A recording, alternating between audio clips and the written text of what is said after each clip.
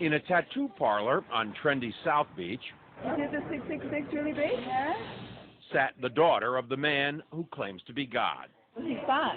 He's here to teach us that we should reign in life, that there is no sin, and today we're honoring him with a symbol. Joanne de Jesus is one of several dozen members of a religious sect called Creciendo en Gracia, or Growing in Grace. They were tattooed on their arms, ankles, even their necks with 666, the biblical sign of the Antichrist. Why? Because their spiritual leader says he is the Antichrist, not the embodiment of evil, but rather the second coming. 666, Antichrist means do not put your eyes on Jesus Christ of Nazareth. Put it in Jesus after the cross. And that's you. That's me. Andy says the word Antichrist is a bad translation of a word that actually means the new Christ, the second coming. Puerto Rican-born Jose Luis de Jesus Miranda founded the sect 20 years ago in a warehouse outside Miami. You receive it, you accept it, you confess it, and it's done unto you. The charismatic 61-year-old de Jesus claims millions of followers, most in Latin America.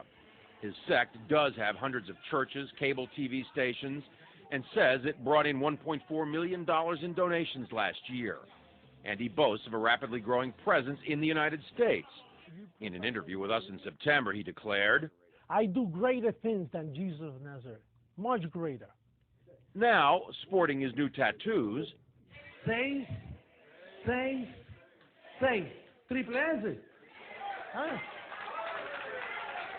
de Jesus says those expecting the second coming of Christ on a cloud with angels have misinterpreted what Jesus himself said. He said it.